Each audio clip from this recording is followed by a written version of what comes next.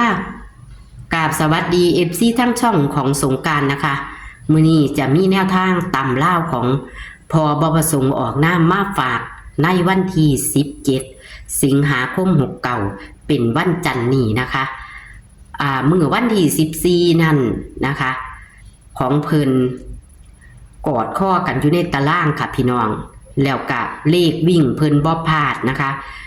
เลขวิ่งบ่พลาดเน้น7นะคะวิ่ง7กับ8เพิ่นเน้น7กับมา7 9นะคะแต่เพิ่นจับคู่ให้แต่7 6ค่ะพี่น้อง7 9กับบ่มีนะคะแต่ว่าอยู่ในตารางเพิ่นมีของย่องอยู่พี่น้อง7กับ9ของย่องอยู่ค่ะในตารางบ่พลาดนะคะในตารางนะคะเลขดับก็อยู่ค่ะพี่น้องเลขดับก็อยู่นะงวดวันที่17สิงหาคม69นี้พอจะให้เป็นตัวใด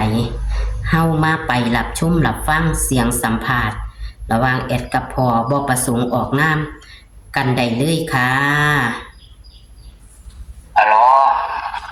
ฮัลโหลค่ะสวัสดีค่ะพ่อสวัสดีแม่ย่อยเลขพ่อ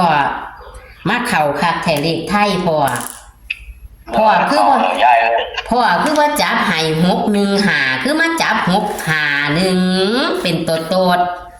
ก็ต้องว่าล่ะโอ้ยก็ให้15อยู่แม่แม่นให้15อยู่เนี่ยบอดแม่ป้าดว่าสันดอกว่า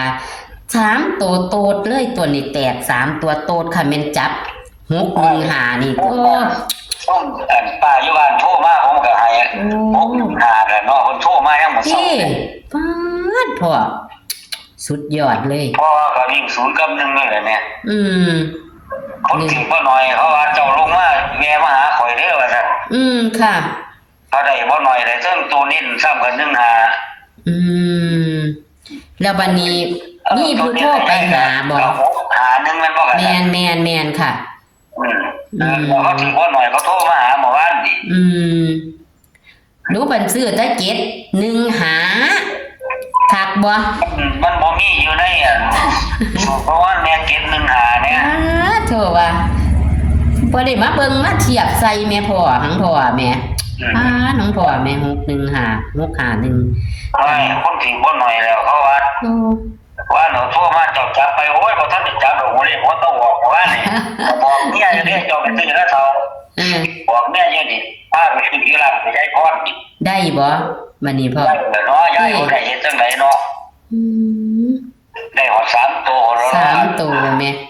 มันหายากดิพ่อป๊าดหายากคักเลยเลข3ตัวเข้าตรงเข้าโตดนี่ก็เด้ปาดเอาพอมีคนโทรไปหาไปบ่ได้เพราะว่าให้เบอร์โทรตลอดดิพี่น้องเอ้ยผู้ใดถือนำพอแม่ของรัฐบาลแม่เอาแต่ว่ามื้อนี้เฮาจะมาเอาของตำลาวพ่อเฮาเอาเลขตามนั้นเด้ยายมันก็ชี้หัวกันว่าปล่อยก็ยังบอกไว้บอกยายโอ้คันเลขตัวใดมันชี้หัวกันนั่นคือมันออกแท้ๆล่ะก็ยังว่าจังว่าเฒ่ายายที่โทรมาสุดนั่นน่ะลาวสิได้บ่ลาวโทรมาหาหนูอยู่โทรมาหาหนูว่าเลขพอบ่ประสงค์ออกนามนั่นล่ะมันมีตัวใดแน่ว่าซั่นว่าเดี๋ยวถ้าเบิ่งเด้อสิมีคนโทรมาบ่เพราะว่ามันก็มี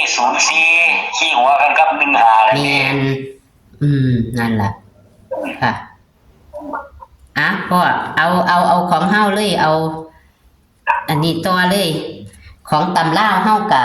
ซ้ำบ่ผิดหวังล่ะอยู่ในตารางมันก็มีคือกัน7กับ9มีมันบ่มีแต่เก่าแล้วมันบ่ได้จับใส่แต่เก่าแล้วพ่อพันบ่ได้จับใส่แต่ว่ามันออกแล้วเนาะว่าแต่ว่าเก่าเก็ดเนาะโอ๊ยมันแม่นพ่อมันออกจากบัดจากเราแล้วมันออกแล้วผมไปจับใส่ได้ยายมันแม่นสั่นล่ะเซียนทุกคนเพิ่นสิวางสั่นล่ะคนนอนนางสิเพิ่นก็ว่ามันก็โตเก่าจับใส่เอาถ้าเก็บ6กันเห็นบ่ค่ะคันเราเก็บเข้าใส่อีกตัวนึงมันก็ถึงแล้วเนาะแต่ว่าพอให้วิ่ง7นี่แน่นอนอยู่นิ่น7นี่7มาอีหลีมื้อนี้เฮาเอาในตารางก่อนพ่อ ในตารางมันมี2 3 6ย้าย2 3 6 7 0 1 7 0 1วันนี้ก็4วิ่งกัน6 กับ 7ย้าย6 กับ 7ค่ะวิ่ง6 กับ 7จับคู่มี60 61 60 61 62 63 64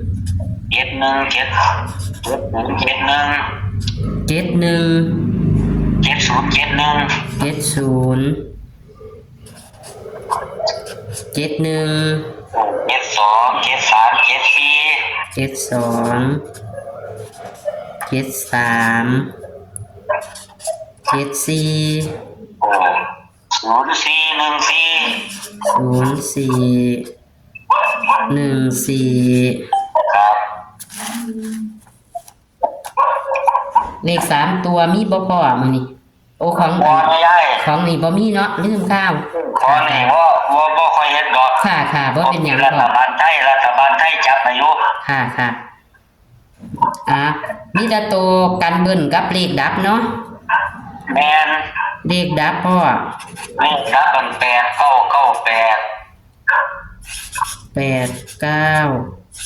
9 8เพราะว่ามีคนสนใจอยู่เลขดับแต่กี้ก็เจ้าเคยโทรมาอยู่นะ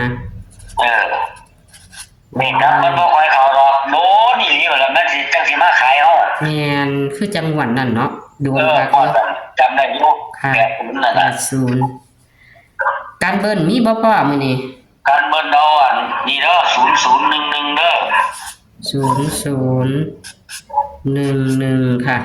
เพราะว่าเป็นวันจันทร์มื้อนี้ตัววิ่งเฮานี่เน้นตัวใดพ่อเน้น6เลยเน้น6จับคู่เน้นตัวใดค่ะจับคู่เน้น60 61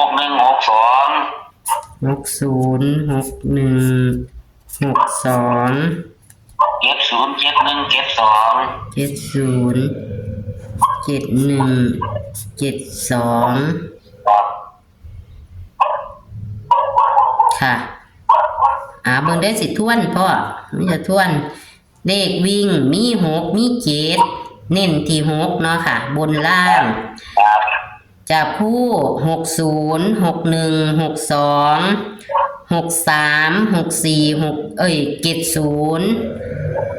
71 72 73 74 04 14ตัวเน้นก็คือ60 61 62 70 71 72เนาะค่ะตัวเน้นเนาะกันเบิ้ลมี0011เลขดับ8998เนาะพ่อแม่นค่ะขอแต่ว่ารัฐบาลไทยนั่นบ่ได้ให้ย้ายเลขบ่น่าลงทุนไปจักเที่ยเนาะบ่ได้ออก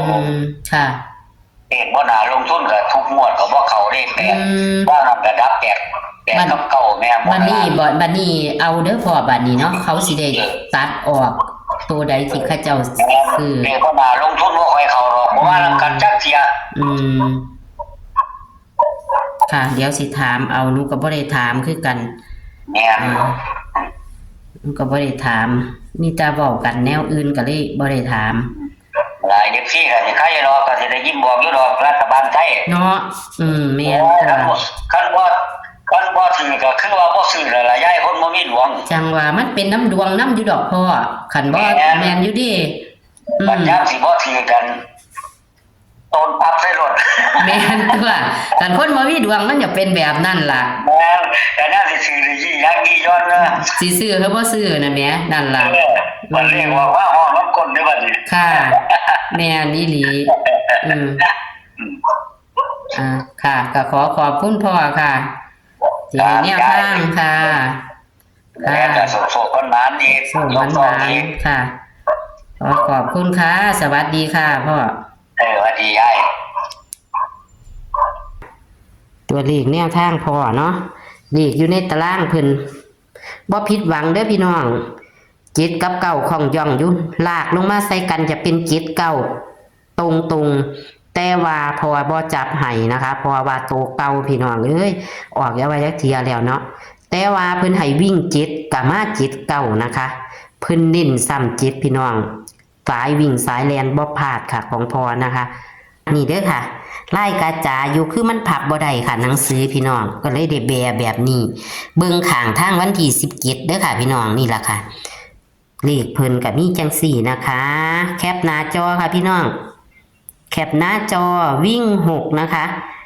วิ่ง6กับ7ให้รูด6นะคะเน้นตัวใดออกตัวนั้นค่ะแล้วก็เพิ่นเน้นให้คือปากกาแดงขีดเส้นใต้คือ60 61 62 70 71 72ค่ะพี่น้องในตารางก็อย่าเผลออย่าพลาดค่ะเลขดับกับยูค่ะกันเบิ้ล0011ค่ะขอบคุณทุกการรับชมนะคะขอบคุณที่กดไลค์กดแชร์ให้ค่ะขอให้โชคมันกับพอบประสงค์ออกนามวันที่17 สิงหาคม69วันจันทร์นี้นะคะโชคมันค่ะสวัสดีค่ะนอนไข่อึงลึงอยู่แท่ซูซี